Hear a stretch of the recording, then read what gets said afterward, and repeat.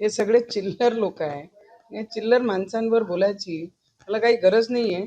पण एक मी सांगू शकते की काँग्रेसनी हिरवे विषारी साप पोसून ठेवलेले आहे, म्हणून एवढे वडवड करतात.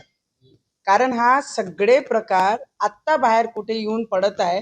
काँग्रेसच्या काळामध्ये हे हिरवे विषारी सापांना जपण्याचं काम आणि त्यांच्यावर हा सगळे प्रकरण दाबण्याचं काम काँग्रेसने केलं होतं. पण आता ते बाहेर निघत आहे.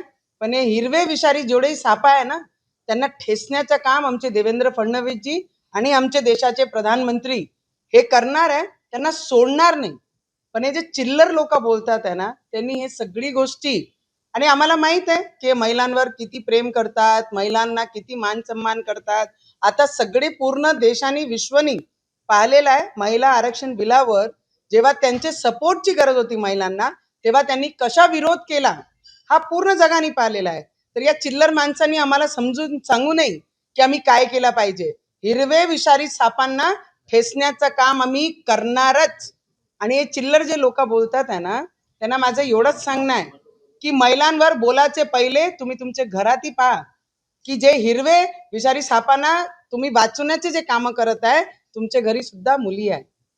ते पाहून जरी कोणाचे वर बोलण्याचं काम करा तुम्ही.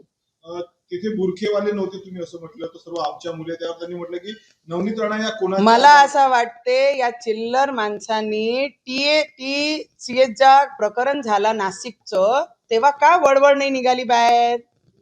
तेव्हा हिरवे विषारी सापांना जपण्याचं काम करत होते, वाचवण्याचं काम करत होते. त्यांच्यावर बोला. चिल्लर लोकांनी आपल्या घरातही पाहायला पाहिजे की आमच्या घरातही मुली आहे म्हणून. 5 मोबाईल पोलिसांनी जप्त केलेले होते, त्यापैकी अजून खूप सारे विषय भेटणार आहे. लॅपटॉपही अजून बाकी आहे. हार्ड डिस्क जे आहे ते त्यांना भेटलेलं आहे. त्याच्यामध्ये खूप सारा डाटा त्याच्यात भेटणार आहे आणि त्याच्यानंतर जे जे कारवाई जिथे जिथे आवश्यक लागेल तिथे तिथे आमचे पालकमंत्री नक्की करणार आहे.